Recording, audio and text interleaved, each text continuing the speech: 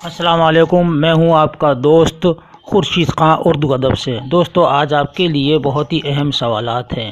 اگر یہ سوال آپ کو اچھے لگیں تو لائک کیجیے گا، زیادہ اچھے لگیں تو اس کو شیئر ضرور کیجیے گا، ہو سکتا ہے آپ کے شیئر کرنے سے دوسرے کا بھی بھلا ہو جائے۔ سب سے پہلا سوال ہے، ہندوستان میں اردو سرکاری زبان کس سن میں بنی؟ تو جواب دیجیے گا 1835 میں۔ اردو نثر کے نمونے ہمیں کس صدی میں ملتے ہیں؟ تو جواب آپ کا ہوگا دوستو 15ویں صدی میں۔ طوطی نامہ کس صدی میں مرتب کیا گیا؟ تو جواب ہے 18ویں صدی میں۔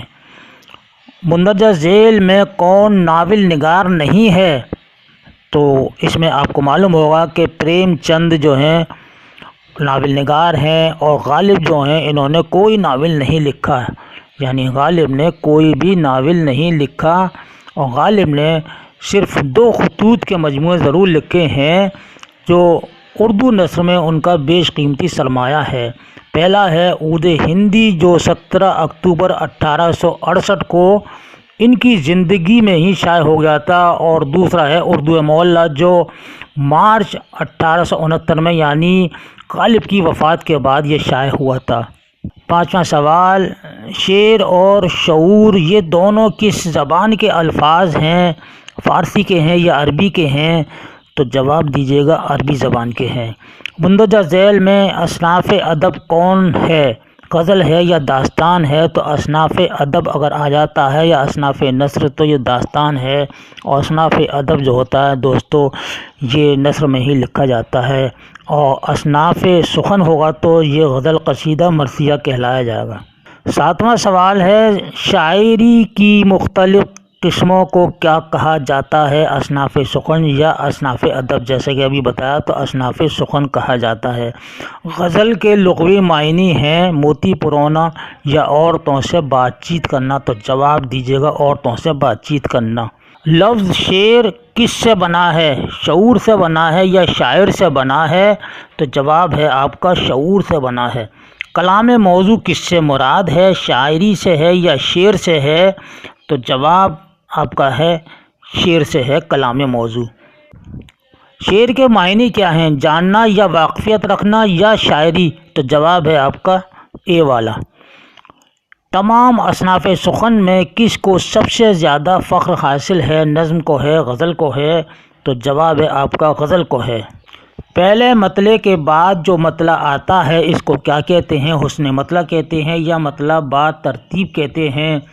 تو جواب دیجیے گا اس کو حسن مطلع کہتے ہیں۔ حیدر بخش حیدری نے روضۃ الشہداء کا اردو ترجمہ کس نام سے کیا؟ باغ اردو کے نام سے یا گل مغفرت کے نام سے؟ تو یہ بھی بالکل صحیح ہے، گل مغفرت کے نام سے کیا تھا حیدر بخش حیدری نے۔ اور قصہ لیلا مجنو اور آرائش محفل بھی حیدر بخش حیدری کی لکھی ہوئی کتابیں ہیں، اور یہ 1801 میں فورٹ ولیم کالج میں لکھی تھی۔ قصہ مہر و ماں بھی انہی کی پہلی تصنیف ہے جو 1214 ہجری میں حیدر بخش حیدری نے لکھی تھی۔ باغ اردو جو ہے میر شیر علی افسوس کی تصنیف ہے باغ اردو۔ سر میں شوق کا سودا دیکھا یہ مصرع کس نظم سے ماخوذ ہے یعنی کہ لیا گیا ہے؟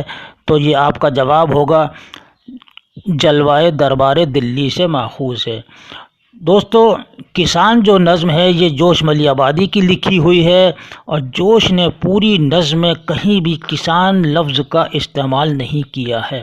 سب سے بڑی خوبی ہے کہ سوال آ جاتا ہے کہ جوش کی وہ کون سی نظم ہے جس میں انہوں نے عنوان کا نام نہیں شامل کیا ہے؟ تو وہ کسان ہے، کسان لفظ کہیں بھی استعمال نہیں ہوا ہے۔ اقبال نے سب سے آخری نظم کون سی لکھی ہے؟ حضرت انسان یا حقیقت حسن لکھی ہے؟ تو حضرت انسان لکھی ہے علامہ اقبال نے۔ یہ 7 فروری 1938 کو لکھی اس نظم میں صرف 6 شعر کا ایک قطعہ ہے حضرت انسان میں، اور حقیقت حسن جو ہو یہ بانگ درا میں ہے، اور پہلی نظم بانگ درا کی ہمالہ ہے۔ کون سی ہے؟ ہمالہ بانگ درا کی سب سے پہلی نظم ہے۔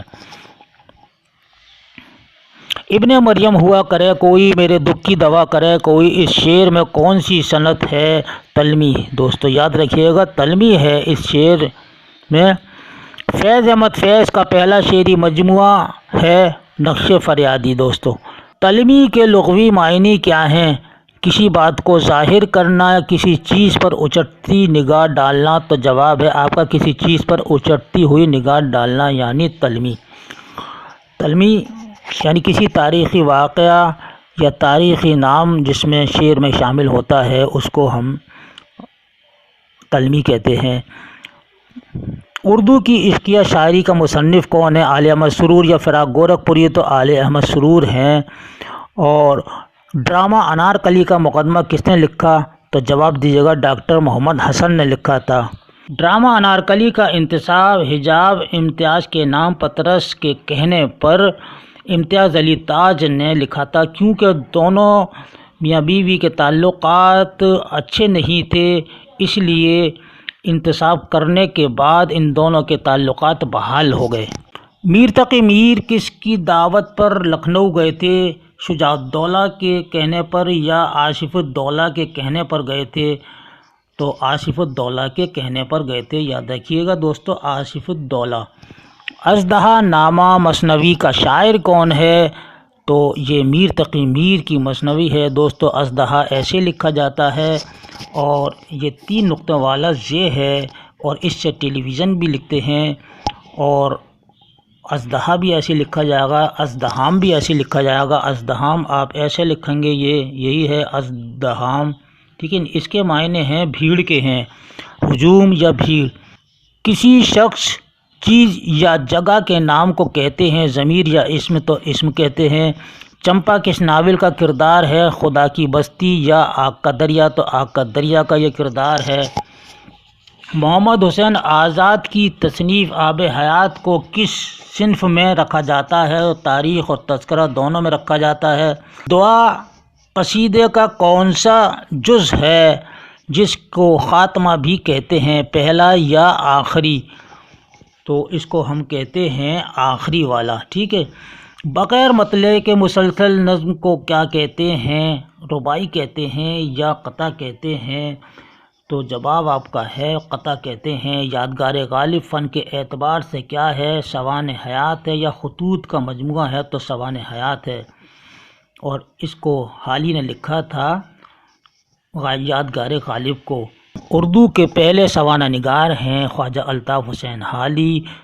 سب سے پہلی سوانح حیات لکھی ہے شیخ سعدی رحمۃ اللہ علیہ پہ، اور اس کے بعد غالب پر لکھی ہے یادگار غالب، اور اس کے بعد انہوں نے سر سید احمد خان پہ لکھی ہے حیات جاوید کے نام سے۔ آثار و صنادید کا ترجمہ انگریزی کے علاوہ کس غیر ملکی زبان میں ہوا؟ تو جواب آپ کا ہوگا فرانسیسی زبان میں۔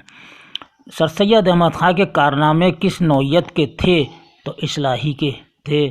32واں سوال ہے، ڈپٹی نذیر احمد کا مشہور خاکہ کس نے لکھا؟ تو فرحت اللہ بیگ نے لکھا۔ اردو میں تقابلی تنقید کا بہترین نمونہ کس کتاب کو قرار دے سکتے ہیں؟ تو وہ ہے موازنہ انیس و دبیر۔ یہ شبلی نعمانی کی تصنیف ہے اور یہ ہے خواجہ الطاف حسین حالی کی، یہ تنقید پر کتاب ہے اور اردو کی پہلی تنقیدی کتاب ہے مقدمہ شعر و شاعری۔ دوستو یہ سوالات آپ کو کیسے لگے؟ اگر سوالات آپ کے معیار کے اوپر کھرے اترے ہیں تو اپنی قیمتی رائے سے ہمیں ضرور نوازیے گا۔ اس کے ساتھ ہی اگلے ویڈیو تک کے لیے مجھے اجازت دیجیے۔ اللہ حافظ۔